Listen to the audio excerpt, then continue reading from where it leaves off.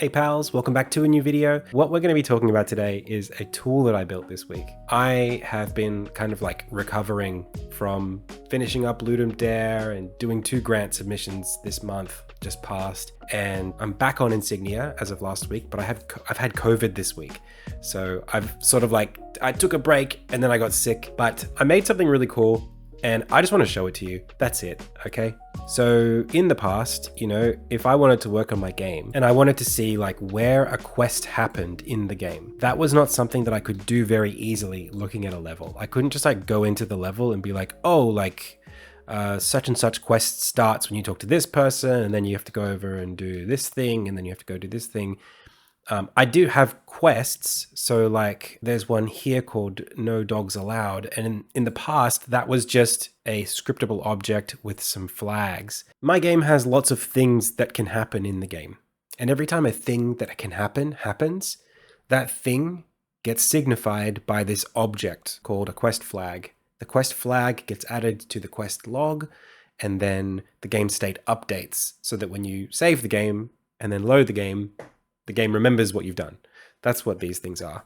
And there are hundreds of them now, but the game's story is like maybe a third of the way implemented. So there's like it's going to be like 500, 600 of these things. And many of them aren't actually part of quests. They're just things that can happen in the game. So I was like, how the hell am I going to manage these? Like, it's been a little while, like over a year since I've added like lots of like a new chapter of content in the game. I've been feeling this almost like tech debt, which is just that I've just been adding more flags to the game whenever I add something in, but not being able to remember exactly how I set stuff up. So like if I come back 6 months later, I'm like having to fish through like, what do you do? Where's that character? What's that cutscene? What's the flag that runs when I do this? And you might have an object whose flag gets tripped when the player meets some condition, but that object doesn't enable itself in the scene unless the player has some other flag. So there's like a chain of dependencies that sort of dictate what the player has done and what can happen at any one time. So any moments in the game that have like a causal relationship to each other, those are technically linked, but there's no data structure that I can look at to see that unless they're in a quest. Right, so this was a problem. And just as like a little neat side track, this is a save file editor for Final Fantasy VII that somebody built. And what it does is it takes Final Fantasy VII save files and lets you modify them. And if you look here at game progress, you can see all of these checkboxes for different things that you can do in the game. That's exactly how my game works. I have a system that does that too. This is my quest progress editor.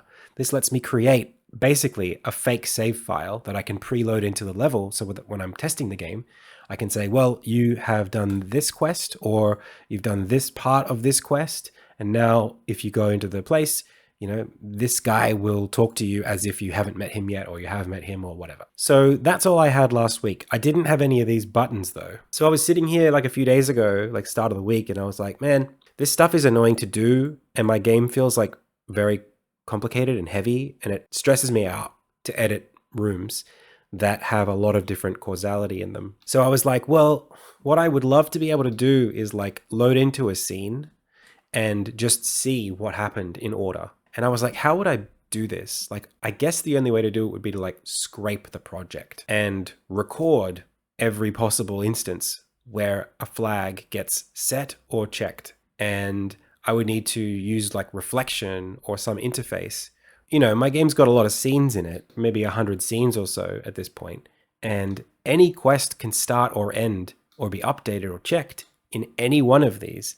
The only way to do this would be to sequentially go through every single one and do that, which is absurd, but that's exactly what I did. So this is a function that lives on this button, and when you press it, it runs this function on every single script in the game, every single scene in the game. And what it's doing is it's looking for a component of type iFlagHandler, which I created, which basically just says this script sets or checks a flag, and here are the flags that it sets or checks. Then what I do is I put those meta references inside of the quest flags so that when I'm inspecting a quest flag, I can reveal those references to the scene and the object in the scene that sets or checks that flag. And then I can click it to go to it.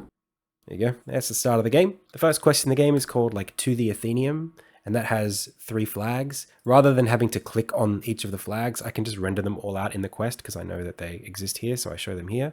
And then you can see like, oh, say goodbye happens when you speak to Rose in Armin's house. So let's click on Rose. There she is. And then the quest ends when you speak to Harriet in the Athenaeum. So let's go check that. Boom, there she is. That's Harriet. The fact that I can do that now, traverse a quest across the game map by clicking buttons like this, I'm super happy with it. There's like a quest here called No Dogs Allowed, where it's like, okay, there's a dog. The dog goes into the tavern. The man who owns the tavern sends you off to go to the butcher to get some meat. And then you go outside the tavern again, and then the dog runs out and takes the meat from you. Like, I just showed you that quest by clicking through 4 different scenes based on some buttons that I can render through the quest. Isn't that amazing? I made that this week while I was sick with COVID. And there's one other cool thing that this feature does. I built this thing called the causality editor, which sounds much cooler than it is, but it's still really cool. What it does is it takes all of the quest flags that appear in the scene and it renders them out sequentially. So any quests that appear in this scene, they show up here. So the Lost Boy is one that starts when you talk to Eric, this guy. And then No Dogs Allowed, we just saw that one. And you can see that this scene contains 3 of the 4 flags that appear in this quest, or at least checks for them. And then the No Dogs Allowed, 4 out of the 5 flags in that quest are at least checked in this scene. But also there happens to be just like a chest here. And there's a quest flag that checks to see if you opened the chest, because otherwise it would stay closed every time you reopened the scene. So it needs to stay open to show that you've collected the item. There's also NPCs. So Maggie, you can speak to her. So yeah, that's what I built. I'm super proud of it. Huge relief, massive game changer. It took me like 2 days to do. There was a really awkward refactor phase that I had to be very careful of the other day. So this is my Git repo, and you can see here was when I started, and I built the editor, and for the first few days it worked, but anytime that I changed anything in this scene, I would have to scrape the entire project to check to see the causality, because how does the quest flag know that some scene has lost a reference to it or added a reference to it? Like if it's stored in the flags, how do I make sure that it's all synchronized? And it would take about 2 minutes to recalculate, open up every single scene, check all the scripts in every single scene, build the references, save them to the flags, etc. Now, what I do, which is way smarter, is I store the references of what is expected to be in the level. When this menu gets focused, it checks all of the references to all of the flags that appear in this scene against this scene. So it rescans just this one scene. And it says, hey, do the flags that I think are supposed to be checked and set in this scene. If there's anything that's not here or that's different, then I will go to all the flags that are either added or removed, and I will manage them there. I'll update them to resync with the scene. So that's where I'm at with it. I've still got probably a couple of edge cases to iron out with what might happen if you say delete a scene altogether or stuff like that. One other thing was that I realized that because I had to refactor this so that this system used the same data structure as the, I call it scene meta. That's what I call it, to do the causality stuff. Now, technically, I could hover over a quest and light up the nodes that relate to that quest. I thought that was cool. I don't know why I would want to do that, but that's something I could do.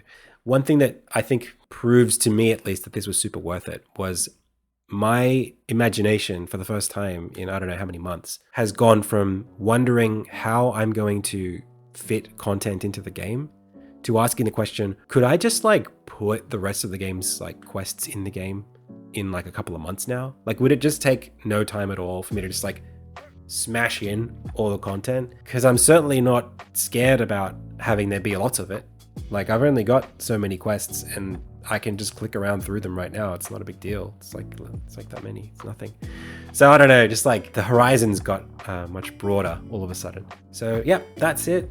That's all I just wanted to share with you. I've also got some pixel art class stuff that I want to be doing very soon. So please look out for that. And if you like my content, come watch me on Twitch. I stream on Twitch like every weekday. I'm streaming tomorrow. So if you're raring to get some more content, you can come and watch me there. That's it, pals. Thank you so much. As always, I've been Adam. You've been the Pixel Pals. See you next time.